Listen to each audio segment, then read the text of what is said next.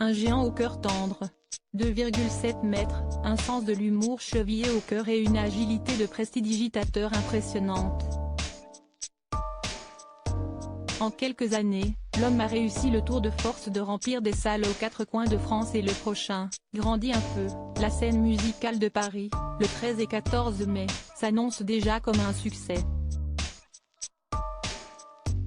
Sur scène, Éric-Antoine casse les codes de l'illusionniste classique car il distille, dans ses tours, quelque chose d'à la fois poétique et intime. Rencontre dans le miroir avec un magicien hors format.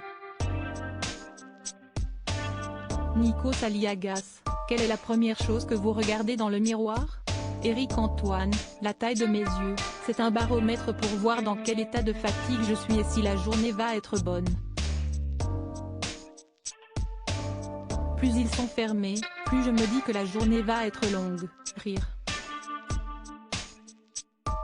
Nikos Aliagas, qui voyez-vous dans le miroir? Éric-Antoine, je vois un navire dans lequel je vais embarquer pour le reste de la journée, comme un capitaine qui se dit, va falloir que je fasse avec aujourd'hui. Je vois aussi parfois un corps étranger. Nikos Aliagas, on dit que les yeux sont le miroir de l'âme, que disent les vôtres?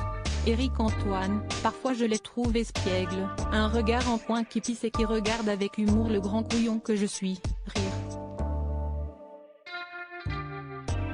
Parfois, il raconte la mélancolie.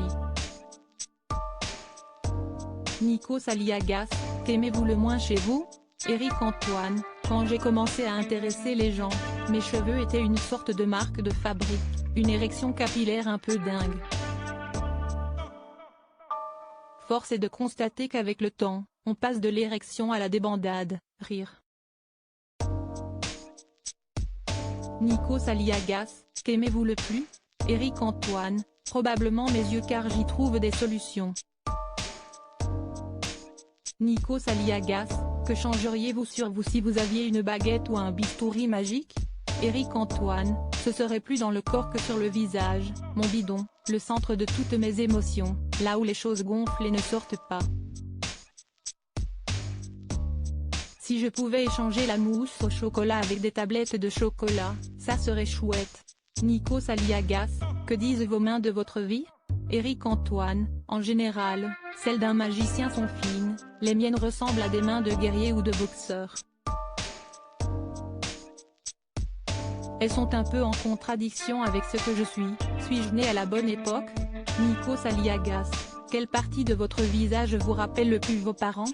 Éric-Antoine, j'ai le front soucieux de mon père, pissé et parfois inquiet, mais je vois dans mes yeux, ceux de mère.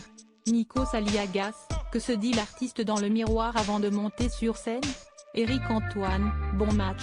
Nikos Aliagas, que se dit l'artiste dans le miroir après la scène, lorsqu'il se démaquille? Éric-Antoine, bon match. Nikos Aliagas, quel est le danger que fait miroiter votre métier? Que diriez-vous à une jeune qui débute? Éric-Antoine, je pense à Louis Jouvet qui disait, on commence tous le métier pour de mauvaises raisons et on le continue pour les bonnes. Pour moi, les mauvaises raisons sont liées à la réparation de l'ego, à chacun de trouver son chemin, il faut donner aux autres avant de penser à soi.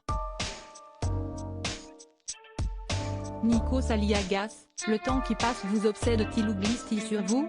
Éric-Antoine, j'aime la notion du temps, c'est un choix partagé.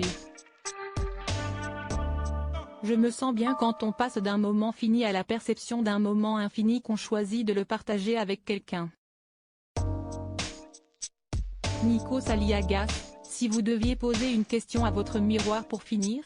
Éric-Antoine, miroir, oh miroir. Qu'y a-t-il de l'autre côté du miroir? Cet article est à retrouver dans Gala N degré 1560 disponible dans les kiosques le jeudi 4 mai 2023. Crédit photo, Coadic Guirec.